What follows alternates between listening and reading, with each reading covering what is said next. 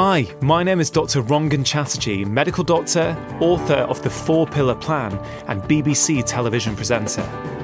I believe that all of us have the ability to feel better than we currently do, but getting healthy has become far too complicated. With this podcast, I aim to simplify it.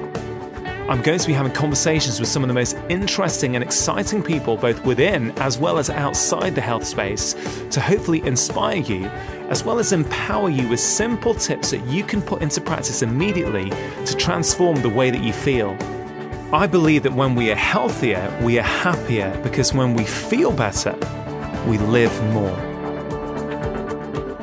It's a huge pleasure for me to invite on today a really good friend of mine, Dr Rupy Aujla. Welcome, Rupy. Hey, mate. How's it going? Yeah, good. Thanks for making some time today to come on the podcast. My pleasure. Absolutely. So Rupy is an NHS GP, and he started a project that I'm a huge fan of called the Doctor's Kitchen. And Rupy, instead of me actually trying to tell the listener about the Doctor's Kitchen, it might be better if you can share what caused you to start the Doctor's Kitchen and what is the Doctor's Kitchen? Sure, yeah. Well, I suppose I would say it started in my head about 5 or 6 years ago when I was in GP. I was training as a registrar at the time, and I was constantly running late because I'd be writing down recipes and trying to inspire my patients how they could eat their way to health, whether that be to manage their diabetes or improve just their general well-being as well. It didn't always need to be about weight.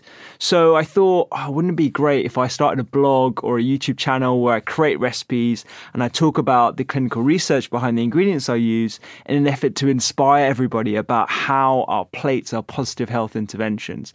So I mustered up the courage to do just that about 2 years ago when I was working as an emergency doctor in Sydney, and I recorded my first video in my kitchen just talking about I think I was talking about micronutrients or something like that, and I filmed a couple of recipes, and I was so nervous about putting it out.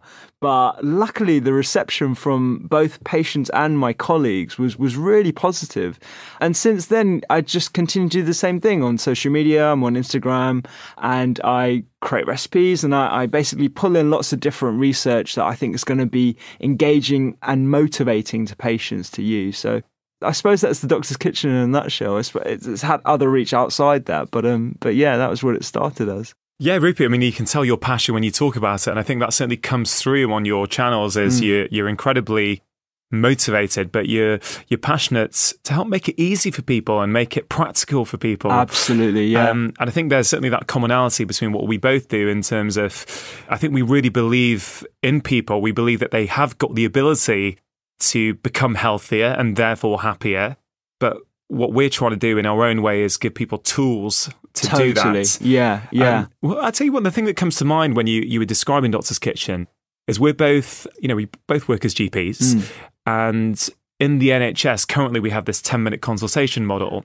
And I know over the past few years, as I have studied more and more the therapeutic value of lifestyle and nutrition, the whole 10-minute consultation concept comes up. Yeah, but how can you do it? And one of the ways I've managed to, it's not ideal, but one of the ways I managed to do it is by finding online resources or online things or books that I like and I trust, almost setting the scene in the consultation, but then referring people to look at various things. And it sounds as though Doctor's Kitchen started very much with that idea in mind. Totally, yeah. Because I was running late, I literally just didn't have time. And not to say that I still don't run late. I still run late all the time, as I'm sure you do as well. Yeah. Like by the end of my consults, it's probably like an hour and a half. That's because it just comes out and people have questions, etc.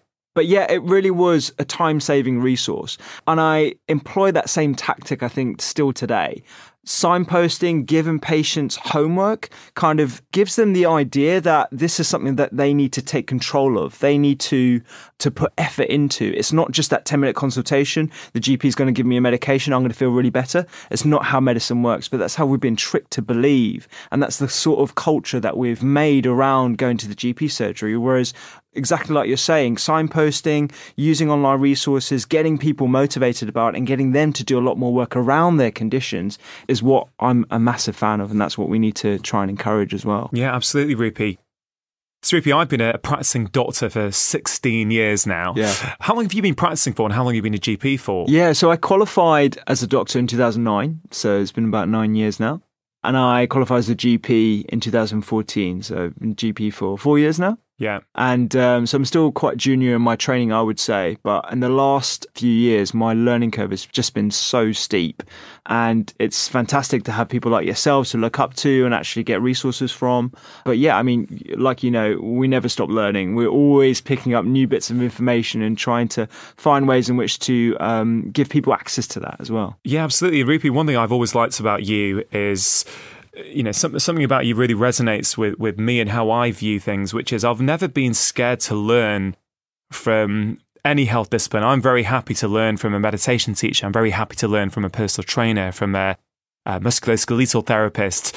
I've never really been that precious about my, you know, medical doctor title. Yeah. I'm very proud of it. I'm very proud of the training I've been given. But at the same time, I recognize that actually what we're seeing today in the 21st century is an epidemic of problems that in a large part are driven by people's lifestyles. And I think there have been people out there for many years in different professions helping to teach people how to create better and healthier lifestyles. And I think sometimes without realizing it as medical doctors, we have maybe, you know, put the brakes on some of these other people because they've sort of spoken to our patients and the patients come and check it with their doctor. Yeah. And the doctor often, not always, but often will sort of say, oh, no, there's no evidence for that. You know, that's not the way to do it. And it's really exciting for me to see both with yourself, but also, you know, with other younger doctors now coming through are really believing in this message and actually lifestyle can be our best medicine. Yeah, absolutely. And I think it's just that whole open-minded culture that we're actually trying to create amongst medical schools and medical students as well. I get a lot of medical students asking me where I get all these resources from. And it's really interesting that you picked up on the fact that we're both like this. We both take learning and teaching from other disciplines outside medicine. And one of the most important things I learned quite early on was to learn from patients as well, because patients would come and say, this has really worked for me. And rather than just dismissing it like perhaps a few GPs would do, I listen to that and I do my research behind it as well. And then I go back to them and I say, you know what, that's actually quite good. It's not harming you. It's safe. It's not costing the bank. If this is having some actionable, tangible benefit to you, then I'm all for it. That's absolutely fine by me. And I think perhaps because I had my own health issues, I overcame them with a lifestyle perspective. That's what gave me that kind of perspective as well. And my, you know, upbringing, my mum was very much into lifestyle when I was growing up. So that sort of permeated through my medical training. And maybe that's why we're a bit more open-minded like that as well. Yeah, I think there's a couple of points to pick up on there. I mean, the first one for me is that you listen to your patients. And I think that is something that is so deceptively obvious when we talk about it here, but actually the system, the way it's currently set up, often doesn't allow that to happen. I recently posted on my Facebook wall about, you know, what makes an effective consultation. And it's amazing how many members of the public would go and post and say, when they don't feel heard, when they don't feel listened to. And I've realized actually in my 16 years of seeing, you know, tens of thousands of patients now, that actually listening to your patient has huge therapeutic value because often they have not, you know, they've never had anyone listen in a non-judgmental fashion and just listen to what they have to say. But the second point about that, I would say, is we should always be learning from our patients. If a patient comes to see us and says, well, I tried this and I feel better, if I don't know about it, I think very much like you, I want to know, I want to learn about it. Say, oh, well, that's brilliant. Okay. Well, you know what? I'll give you an appointment in 2 weeks' time and I'm going to go and look this up and see, is there anything to support that? Yeah. And often, even if there isn't, I'm very comfortable with harmless interventions that are making people feel better. Yeah. You know, I don't always require, personally speaking, and I don't want to speak for you on this, but I think evidence is incredibly useful for us to help guide our practice, but it doesn't dictate my practice. It's just it's something that guides me. But the other thing, Rupy, and I see this with a lot of doctors in this kind of field of, you know, lifestyle medicine, for want of a better term, often there's a bit of a personal story or a personal realization that actually, oh, wow, this has incredible power. Would you mind sharing some of that at all? Yeah, sure. I mean, so a lot of people may have come across my story. I used to suffer from paroxysmal atrial fibrillation episodes, which is where your heart beats very fast and irregularly. I didn't have any clear triggers. It actually started during my junior doctor year, so I'm sure stress had a part to play. And going through lots of different hoops and investigations and meeting lots of different cardiologists at the time and other medical professionals.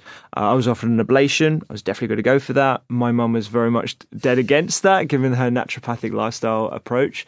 So I investigated some lifestyle measures, and cut a long story short, what I did was put my body in the best environment I could using a lifestyle approach. And just to shorthand that is exercise, sleep, mindfulness, and nutrition, essentially the things that you talk about very eloquently in your book.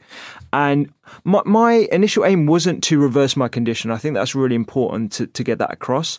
It was actually, if I'm being honest, to optimize my body for a procedure that I was planning on having. Okay. But what happened was I reversed my condition.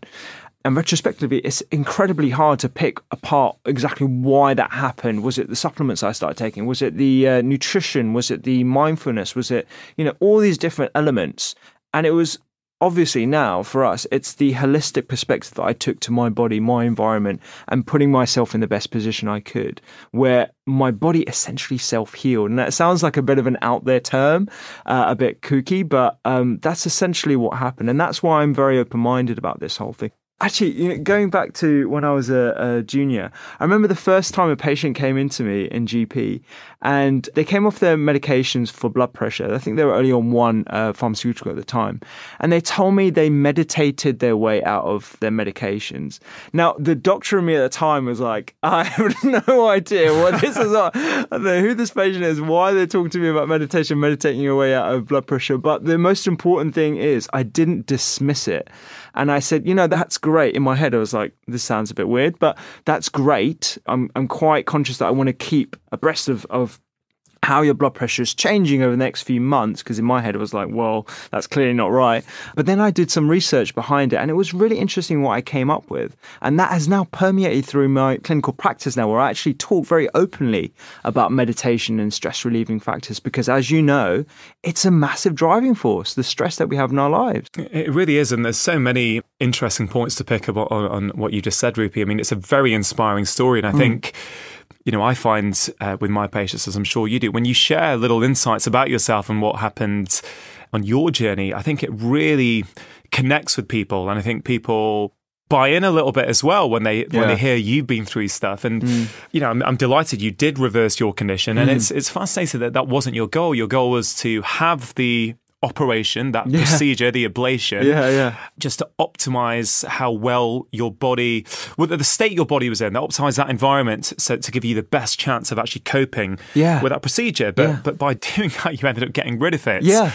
Now, what do you do then? Do you pretend that hasn't happened, or do you then start to question, okay, well, maybe there's something in that? And I would argue it doesn't really matter which component it was. And I think one of the hardest things we have with our nutrition and lifestyle philosophy is getting that exact evidence to say which component was it. And, as you know, I've had the immense pleasure of making some documentaries for BBC One, and I remember the first series that this 5-year-old boy had, he was under 3 doctors. He had a really bad eczema. He was under a dermatologist. He was under a gastroenterologist for his reflux, and he also would see his GP for a very different kind of tummy cramp pain. And I was convinced that it was all the same thing, in the sense that if I could optimize his gut health, I had a suspicion that all 3 of those seemingly separate conditions might get better. And I changed a few things. I changed, multiple things to do with his lifestyle. And I remember one of the critiques leveled at me in the media afterwards was, well, you changed multiple things. How do you know which one it was? And it really made me thinking, we've been very much trained and schooled. And I guess this works very well for pharmaceuticals and for drugs. Totally. Take 100 people, put 50 people on a drug, 50 people don't take that drug, who gets better? I get that. But often the interventions that we're recommending are harmless, and actually they work in a very synergistic way. So why I'm passionate about what I call the 4 pillars of health is because I think it's a very simple framework that patients can apply. And I actually think doctors can apply it to actually help their own health. Totally, yeah. And I think there's a beautiful simplicity there. I think it's actually deceptively simple because I think when people do take that 360-degree approach to these 4 critical areas of health, I think they all play off one another. You do want, you know yourself, when you eat better, often it makes you want to move more. And if you move more, often your sleep is better. Yeah. And you can't really isolate them. Has that been your experience? Yeah, totally. Yeah. And I think maintaining that holistic perspective is something that we need to get used to talking about as clinicians as well. And particularly with the work that you've done and with the work that lots of other medics are doing in this field, is giving a lot more confidence to other medical practitioners to do it themselves. And when you actually do it yourself, you're much more enthusiastically talking about it with your patients as well. And going back to the evidence base, I think, yes, we are trained in medical school to look at the gold standards of evidence base. And that is very, very important for everyone to get across. But often we use things like randomized controlled trials. We use a standard format, which is really good at looking at single variables and seeing how they perform and how one intervention performs against each other. But like you said, our biology is trillions of different processes at the same time. And the sorts of medicines, and I say that in inverted commas because I believe it is still medicine. Meditation is medicine, exercise medicine, food is medicine. These are multiple different interventions that we're doing simultaneously. So it's incredibly difficult to put in the same framework that is geared towards testing one variable at a time. Yeah. It's almost impossible. Yeah, absolutely. And I think when you do go and look at these lifestyle interventions and you start digging into the research, they have such widespread effects on different pathways in the body. So, for example, if you haven't slept very well, yes, we know that your hunger hormones and your hormones that help signal satiety, they're all changed. So we all know that when we don't sleep well, we crave poor and more sweet food choices the next day. We're more insulin resistant when we haven't slept well. Our levels of cortisol, the stress hormone, go up when we haven't slept well. These are all different things that are going on in the body. Absolutely. But, food, a huge part of Doctor's Kitchen is about foods. And we know that food is information for our bodies. Food can change the expression of our genes. Yeah. Food can change hormone levels in our body. And really, we don't look at it in that way. We know drugs can do these things, but actually we don't think, well, actually lifestyle can. Exercise increases BDNF, brain-derived neurotrophic factor, which is like miracle growth for our brain. If we had a drug that could do that, we'd be shouting from the rooftops what Absolutely. It does. And It is remarkable. I think the science actually is there, and maybe we have to be a bit smarter with how we interpret it. But I'd like to talk to you about your book, Rupy. It's fantastic that it's out there now.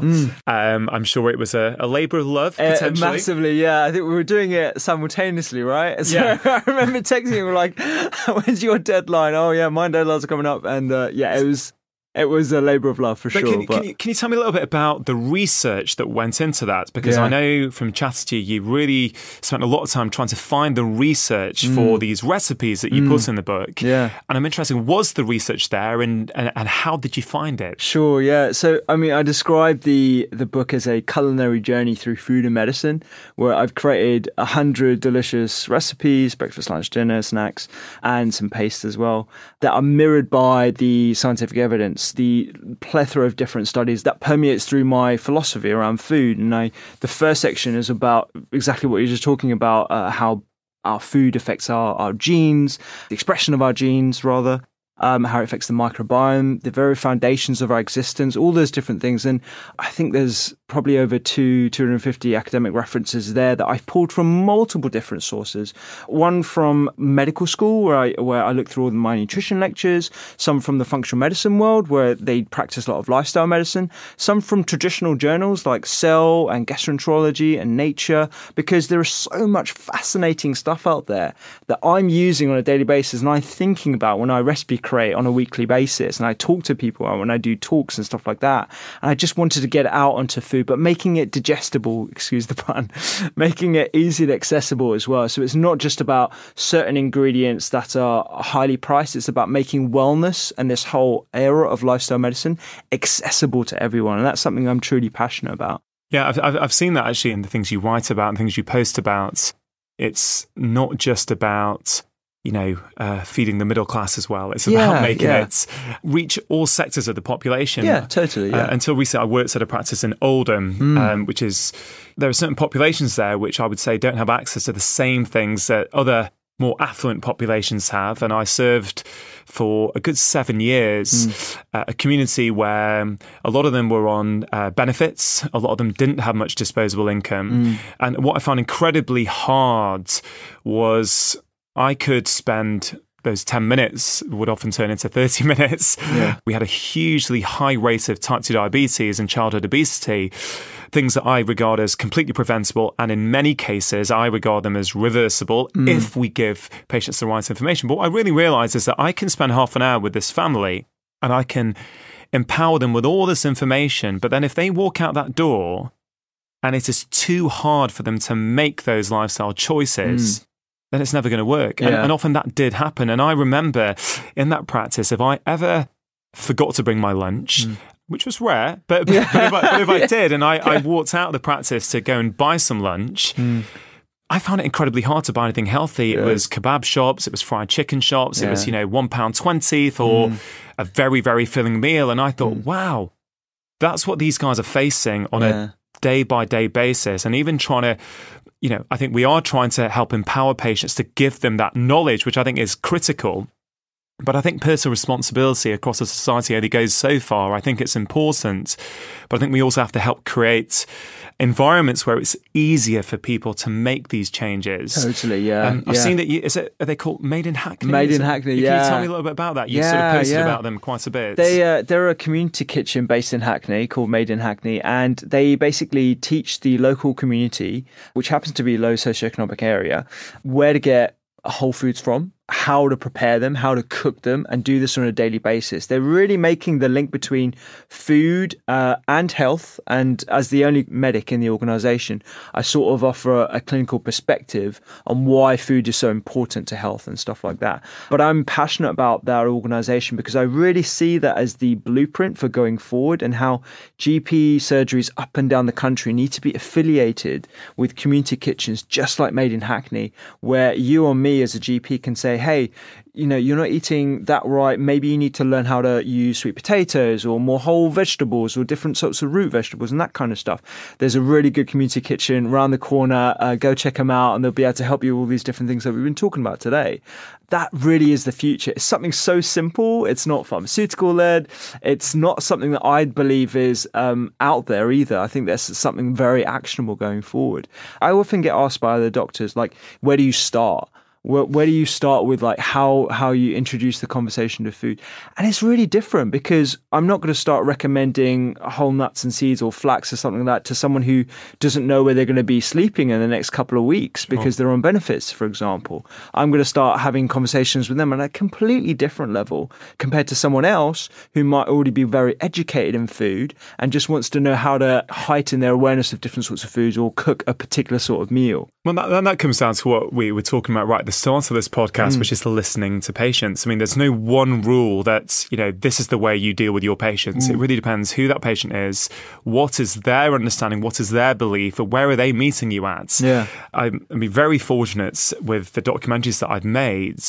I really feel privileged to have made them, because I feel that we all talk about wanting more time with our patients, and I actually got that time. And, I actually, although I'm very proud of the help I managed to give these patients, I think they taught me as much as I taught them, if not, arguably, they taught me more, because I have really changed my practice. I've changed how I do things. I've got a much deeper understanding of how the things that we say to patients or, really impact them, but also how a 10-minute consultation, people put on a front. They tell you the information they think you want to hear.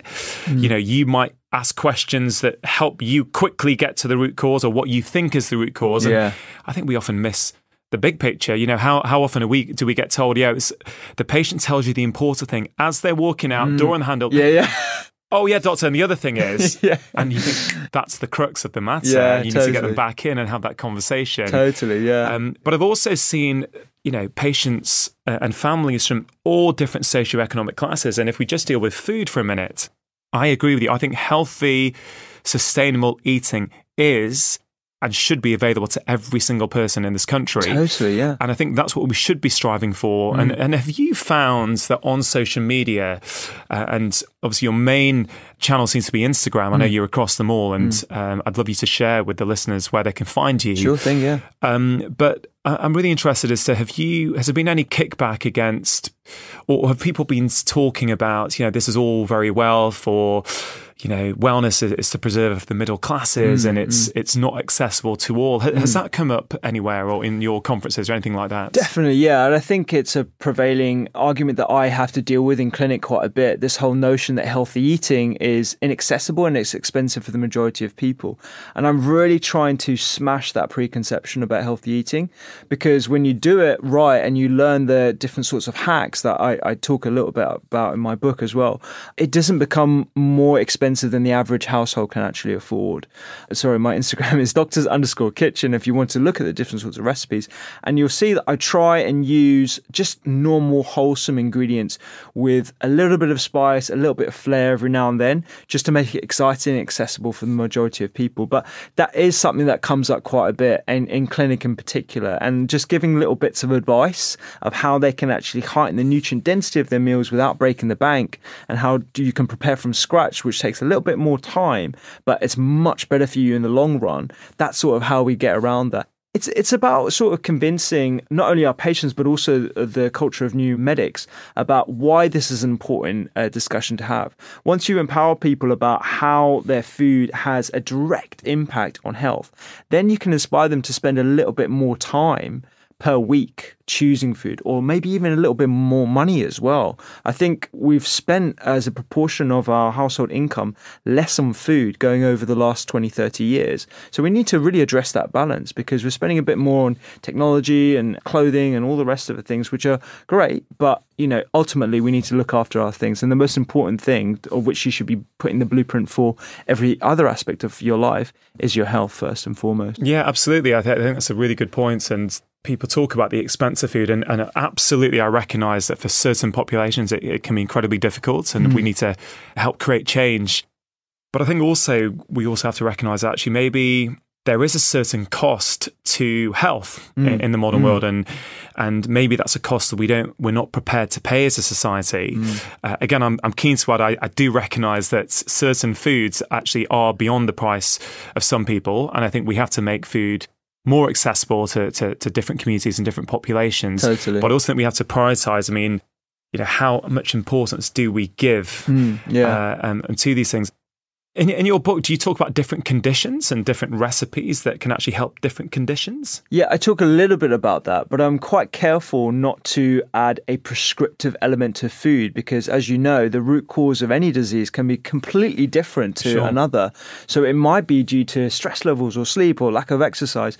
You can't just eat healthy food and expect to be 100% well the whole time. Unfortunately, it doesn't work like that. It's the balance between everything else that's going on in your lifestyle. So it's certainly one of the most important features of health, and I think it's the most important health intervention that we can make. But it's really the delicious conversation starter to lifestyle medicine. If I can convince people that they can take care of their health with delicious meals that is quite easy to have a conversation around, then perhaps we can have a talk about sleep and meditation, and maybe address some other things that are less sort of well recognized about how that has an impact on health. So I think most people will recognize that food is an important health intervention. You are what you eat, and all these different sayings that we say quite commonly in society, but we don't really action.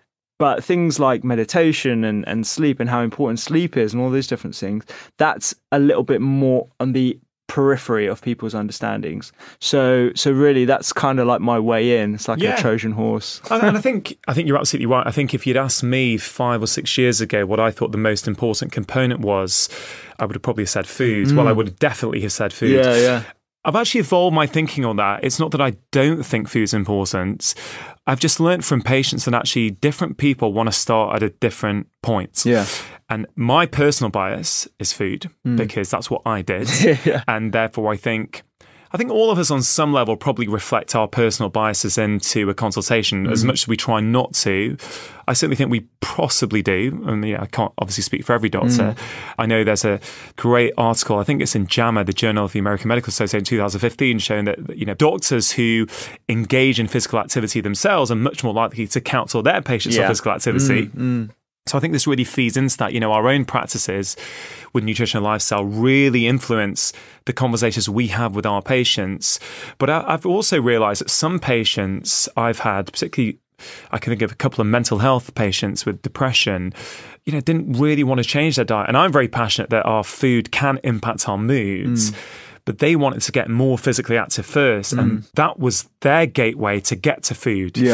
So again, it all comes back to listening to patients and hearing where are they at. Maybe they want to start meditating. Although it's not common, there will be some people out there who want to tackle that first. Totally. So I think I really like what you're doing, Rupy. I find it incredibly inspiring. I'm not surprised that actually so many people are following you now and are really trying to take your information and actually help them in their own lives. And I like you, I share a similar mission in terms of trying to help doctors understand the importance so we can help. Burnout is a big problem at the moment. GPs, there's such a high level of disillusionment and workload and stress. So I think not only can we help patients, we can help doctors look after themselves better. Yeah, I was just at the Royal College of GPs, actually. There was a wellness focus event. And we're talking about different strategies in which to help other GPs that are facing burnout. Because I think you've experienced burnout. I've experienced burnout. That's why I ran away to Australia and did emergency medicine, which I found much more relaxing than being a full-time GP. And one of the things I suggested is culinary medicine, where we actually teach GPs and other hospitalists and different specialties in medicine how to cook and how to take better care of themselves. Because just like that JAMA article about how if you're more active and physically active, then you're much more likely to talk to your patients about it. If we employ lifestyle practices ourselves, then we can do the same things. So we can talk about meditation. We can have a bit more of an open-minded conversation about where patients are at as well. So that's something that's really important. Yeah, well, Rupy, I know you've got big plans coming up in terms of trying to be part of the conversation in terms of helping doctors learn how to cook and therefore help their patients. I think that's incredibly exciting. As you know, I'm sort of often, including on the last documentary series, I talk about what I consider to be 4 key pillars of health, eat, move, sleep and relax, and how I feel it's a really good template for people to apply in their own lives to think, actually, which pillar do I need the most work on? Maybe I'll start there at the moment and see where I go. I think it's deceptively simple because I've seen the power when people do apply that. I think it can be really quite profound.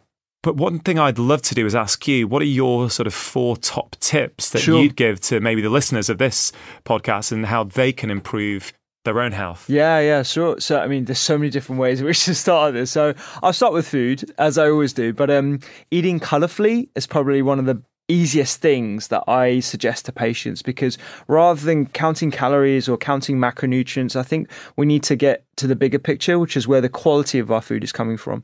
And one of the most exciting things that I first came across that really put me on this trajectory around food is the notion of phytochemicals, the different chemicals that we find in plants that confer benefits to us through multiple different ways, like impacting the expression of our genes, impacting our inflammation pathways, etc. So eating colourfully is a really good way. I often get like Buddha bowls, Google images on my computer screen and just show people like this is literally what you want to be eating on a daily basis, these different colours, and you can talk about the different ways in which that can confer benefits. So eating colourfully is great. Mise en place or preparing is something that I do every day. So using Tupperware, making sure I've got my lunch sorted, because unfortunately we live in very fast moving societies and cities where the convenient options are not always the best. Obviously, I still use them where I can, but where possible, I try and prepare as much as possible. So bringing lunches in, preparing your garlic and having everything like chopped, like your ginger and chili and all the rest of it before you start cooking as well is a nice little tactic I use, because cooking for some people is not a relaxing activity. It can be very stressful. So making sure you're preparing in that as well is going to prepare yourself for a bit more successes in the kitchen. And then I'd say the third thing is sleep. It's probably one of the least recognized factors in chronic health conditions that we're seeing. So just like we were talking about earlier about how sleep deprivation can affect different hormone levels that increase your sort of desire for food. It reduces satiety. It means that you're going to have those cravings and grab an almond croissant on your way to work and stuff much more readily than if you were to have good amounts of sleep, and then actually your hunger levels go down. And of course, all the different other factors that sleep affects as well, like melatonin and the different hormones that we have, and how that has antioxidant effects and restorative mechanisms to our brain health and things like that. So sleep is super important, and prioritizing that, not eating too late, making sure you're putting yourself in a calming state before bed, the things that you talk about in your book, is absolutely fantastic. And the fourth thing is something that I've been practicing for years, but I recently put on my Instagram account, and it's practicing gratitude. So I do this exercise on my Insta stories every day where I think of 3 things that I'm grateful for that have happened during the day. And really, it's a practice that reminds you and reminds me on a personal level about the magnitude of life and how there are multiple different things that occur on a daily basis that are absolutely wonderful. And it can be coming across a tree that you hadn't had a good look at before. It could be, appreciating the fact that you just spoken to your sibling and you don't speak to them every day, or a kind gesture that someone gave you on the bus or the way to work or something like that. Those little elements of life that actually give you so much positive energy can sort of overshadow any of the stresses or any of the smaller things that give us a lot of inflammation producing hormones in our body and stuff. And it really just gives you the bigger picture. And I think that's a nice little thing to do before going to bed, so you don't ruminate, and actually allows you to have a better sleep. So those are probably my 4 things to round up. Yeah, Rupy, they're great. I think, I'm on board with all of them. And it's interesting what you said about gratitude. That's something that I talk a lot about in my book. In fact, one of the kind of the structure of my book is there's 4 key components to it, the 4 pillars, and 25% of the book is on each. So I'm really trying to give equal priority to food, movement, sleep, and relaxation, and give people 5 possible interventions in each that they can do to help improve their health. Fantastic. And I say you absolutely don't need to do all of them. Doing all 20 is going to be, frankly, very hard in the modern world. Yeah. But I say you need to find what's right for you and give people tools on how to do that. But one of the tools in the relaxation pillar is gratitude. Mm-hmm. And I talk about a game that we play at home with my wife and my 2 kids. Every single day, we all be sitting around a dining table, and it's actually a game. Well, it's not really a game. It's an exercise I learned from the strength coach, Charles Poliquin. And we have to go around and we all have to answer it. It's firstly, what have you done today to make someone else happy? What has somebody else done to make you happy? And what have you learnt today? And although it started off as being a really good thing for the kids to do, actually it's a really great thing for me and certainly my wife as well to do. It helps us reflect. And it really helps, this whole connection piece. It helps us, instead of just mindlessly eating our food, we're all communicating, we're all learning about each other's day.